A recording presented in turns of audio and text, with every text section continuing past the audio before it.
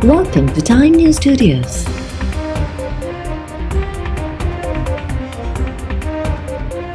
You are watching 2 p.m. Bulletin. हम लोग किसी कीमत भी यहाँ से नहीं जाएंगे।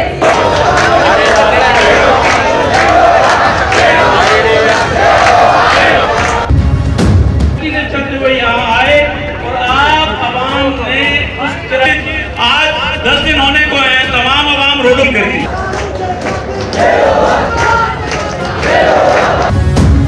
केनाल था खिलाफ बबलोई बाईपास से शहरी विधानों जारी। धरने में शिरकत लाए सिंध की कुंडकुट मां माण्हुनि जी आमद जो सिलसिलो जारी। धरने सबब सिंध पंजाब बलोचिस्तान ईंदड़ वेंदड़ ट्रैफिक मुअतल। वकील अॻवाननि पारां वफ़ाक़ी हुकूमत खे ॾिनल मोहलत सुभाणे ख़त्म थी वेंदी। केनाल था रद्द थियण जो नोटिफिकेशन जारी न थियण जी सूरत में वकीलनि पारां रेलवे ट्रैक बंदि करण जो ऐलान। बबलोई में बाईपास ते धरणे में वकीलनि, सियासी, समाजी, मज़हबी कौमपरस्त तोड़े सिविल सोसाइटी अॻवाननि जी शिरकत। धरणे में औरतूं ऐं ॿाड़ा बि वॾे अंग में छॾी। केनालनि खिलाफ़ नारेबाज़ी। कराची बार जे सदर आमिर नवाज़ वड़ाए चयो आहे त केनाल रिथा ख़त्म करण जो नोटिफिकेशन जारी थियण ताईं धरणो जारी रहंदो। हुकूमत खे 72 कलाकनि जो ॾिनल अल्टीमेटम सुभाणे शाम मुकमिल तौर ते ख़त्म थींदो। नोटिफिकेशन जारी न थियो त रेलवे ट्रैक बंदि करे छॾींदासीं। वज़ीर आज़म जी हिदायतुनि ते नून लीग सिंध जो सदर बशीर मेमण बबलोई पहुची वियो। वकील अॻवाननि सां ॻाल्हियूं। राणा सनाउल्लाह जी राबतनि बाद ज़ैन शाह, सफदर अब्बासी ऐं राशिद मेमून सुमरो जी बि मुलाक़ात। अॻवाननि पारां केनाल रिथा खे बिना तेर बंदि करण वारे मुतालबे जो अहद। अॻवाननि चयो आहे त वफ़ाक़ी हुकूमत संजीदा आहे। अवामी जज़्बनि जो एतिराम कंदे फौरी तौर ते केनाल रिथा रद्द करे नोटिफिकेशन जारी करे।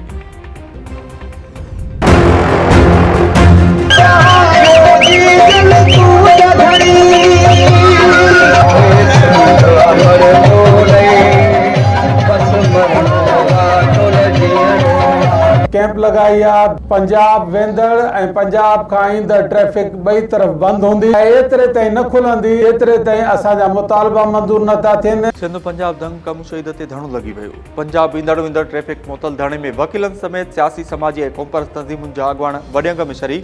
केनाल नामंज़ूर जा नारा, गीतनि ते झुमरियूं। वकील अॻवाननि चयो आहे त जेसीं ताईं मुतालबा न मञिया वेंदा रोड न खुलंदो।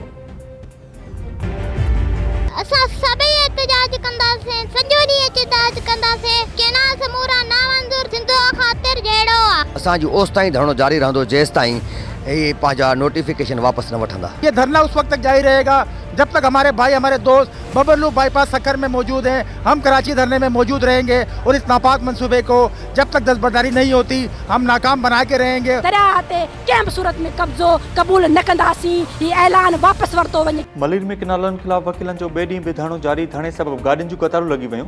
धरणे में सियासी, समाजी तंज़ीमुनि जा अॻवान ऐं कारकुन बि शरीक। अॻवाननि चयो आहे त सिंधु दरिया सिंध जो जापो आहे। पाणी ते धाड़ो कंहिं बि सूरत में क़बूल न आहे। केनाल रिथा ख़त्म करे नोटिफिकेशन जारी करण जो मुतालबो।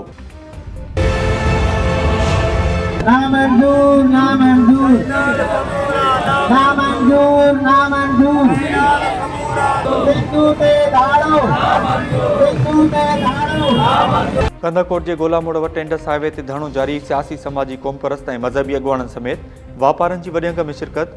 धरणे सबबि पंजाब ऐं बलोचिस्तान ईंदड़ वेंदड़ ट्रैफिक मुअतल। पंजाब कोयलो खणी वेंदड़ ट्रकुनि खे बाहि लॻी वई। ट्रक ड्राइवरनि गाॾियुनि मां कोयलो लाहे छॾियो। धरणे में शरीक अॻवाननि चयो त फौरी तौर ते केनाल रिथा रद्द करे नोटिफिकेशन जारी कयो वञे।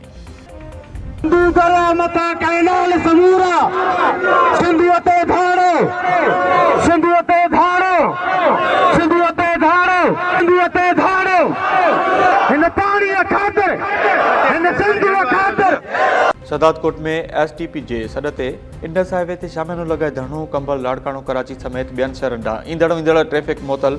धरणे में एसटीपी समेत मुख़्तलिफ़ सियासी, समाजी, मज़हबी अॻवाननि समेत शागिर्दनि ऐं शहरनि जी वॾे अंग में शिरकत। केनालनि खिलाफ़ नारेबाज़ी। अॻवाननि चयो आहे त सिंध जे पाणी ते धाड़ो कंहिं बि सूरत में क़बूल न आहे। केनाल रिथा रद्द करे सिंध खे हिसे जो पाणी ॾिनो वञे। तकरारी केनालनि खिलाफ़ सॼी सिंध रोडनि ते निकिरी आहे। धरणो हणी रोड ब्लॉक। सिंध, पंजाब ऐं बलोचिस्तान ईंदड़ वेंदड़ ट्रैफिक मुअतल। डहरकी में चौथे ॾींहुं बि क़ौमी शहरा ते धरणो जारी। सियासी, समाजी, मज़हबी ऐं कौमपरस्त अॻवाननि जी शिरकत। केनाल नामंज़ूर जा नारा। धरणे सबबि पंजाब ईंदड़ वेंदड़ ट्रैफिक मुअतल थी वई। मोरो में भी क़ौमी शरह ते 5 ॾींहं बि धरणो जारी। कंडियारो में 2 ॾींहनि खां क़ौमी शरह ते धरणे सबबि ट्रैफिक मुअतल थी वई। हालाणी में भी सियासी, समाजी ऐं कौमपरस्त तंज़ीमुनि पारां धरणो जारी। रतोदेरो में इंडस हाईवे ते 5 ॾींहं बि धरणो जारी। सियासी, समाजी ऐं कौमपरस्त अॻवान शरीक। नवंदर में किनालनि ख़िलाफ़ धरणो 3 ॾींहं बि जारी। फौरी तौर ते किनाल रिथा रद्द करण जो मुतालबो। तकरारी किनाल रिथा ख़िलाफ़ सॼी सिंध में अदालती कार्रवाई जो बाइकाट। कराची सिटी कोर्ट जे समूरनि दरवाज़नि खे वकीलनि ताला लॻाए छॾिया। कराची में वकीलनि पारां सिंध हाई कोर्ट खां प्रेस क्लब ताईं रैली कढी नारेबाज़ी। सखर, मेहड़, काज़ी अहमद, मोरू ऐं ॿियनि शहरनि में बि वकीलनि पारां अदालती कार्रवाई जो बाइकाट। किनाल रिथा रद्द करे नोटिफिकेशन जारी करण जो मुतालबो। तकरारी किनाल रिथा ख़िलाफ़ डॉक्टर बि सरापा एहतजाज बणिजी विया। ओपीडी जो बाइकाट। दादू, टंडो जाम, नबीसर रोड, पिथोरो, गंबट ऐं ॿियनि शहरनि में डॉक्टर्स ऐं पैरामेडिकल स्टाफ पारां ओपीडी जो बाइकाट कयो वियो। तकरारी किनाल रिथा रद्द करण जो मुतालबो। ठट्टो ऐं घारो में धरना। कराची ईंदड़ वेंदड़ ट्रैफ़िक मुअतल। ठट्टे में मकली बाईपास ते ॿिए ॾींहुं बि धरणो जारी। ट्रैफ़िक मुअतल थी वई। धरणे में सियासी, समाजी, कोमपरस्त, मज़हबी तंज़ीमुनि जा अॻवाननि समेत शागिर्दनि जी शिरकत। किनाल नामंज़ूर जा नारा। घारो में सियासी, समाजी, कोमपरस्त तंज़ीमुनि पारां कराची ठट्टो मेन नेशनल हाईवे ते धरणो ॾींहुं नारेबाज़ी। अॻवाननि चयो आहे त हुकुमरान पंहिंजे होड़ ते क़ाइमु आहिनि। जेसीं ताईं किनाल रिथा रद्द करी न वेंदी एहतजाज जारी रहंदो। सदर किनाल रिथा जी मंज़ूरी न ॾिनी आहे। सदर वटि इंतिज़ामी कम जी मंज़ूरी वारो अख़्तियार नाहे। सिंध सां पाणी जे मामले ते ज़्यादतियूं थी रहियूं आहिनि। सिंध खे पीअण जो पाणी बि मुश्किल सां मिले पियो। सिंध जा कच्चा अवलियत जे बुनियाद ते ख़तमु कया वञनि। नून लीग किनालनि ते सिंध ऐं पंजाब खे विढ़ाए पई। पीपी अॻवान चौधरी मंज़ूर ऐं नदीम अफ़ज़ल चंद जी इस्लामाबाद में प्रेस कॉन्फ्रेंस। पीपी अॻवाननि चयो त किनाल वारे मामले ते सिंध खे परेशान कयो पियो वञे। सिंध जो पाणी खसे ॿिए खे ॾियूं, ईअं न थी सघंदो। सिंध में 80% पीअण जो पाणी दरिया मां ईंदो आहे। पंजाब हुकूमत किनालनि जो ड्रामो रचायो आहे। किनालनि जे मामले ते ज़हर उगोश ईंदड़ तक़रीरूं कयूं पियूं वञनि। छा तक़रीरुनि सां मसइलो हल थींदो? अॻु बि धमकियूं ॿुधंदा आया आहियूं ऐं हाणे बि ॿुधूं पिया। किनाल रिथा में बोर्ड जो पाणी इस्तेमालु कयो वेंदो। ईअं नथी चवां त इतफ़ाक़ राय न थियो त किनाल न ठहंदा। अञा ताईं को बि किनाल ठहणु शुरू नाहे थियो। पंजाब जी वज़ीर उज़मा बुखारी जूं निजी टीवी सां ॻाल्हियूं।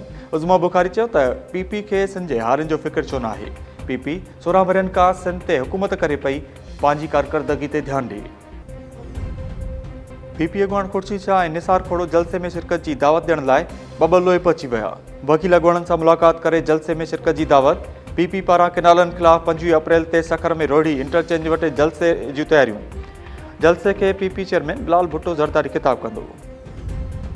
ऐं उॾेरोलाल स्टेशन थाणे जी हद मेमन कॉलोनी में ॾेर ऐं भाॼाई क़तल। जवाबदारनि नौरीन बीबी ऐं मुजाहिद सियाल खे गलो कपे क़तल कयो। लाश घर जी छत तां मिलिया। पुलिस जो चवणु आहे त वाक़े जी जांच कई पई वञे। वाक़े ख़िलाफ़ वापारियुनि पारां चटरबंद हड़ताल। वारसनि जो चवणु आहे त जवाबदारनि खे गिरफ़्तार करे इंसाफ़ कयो वञे।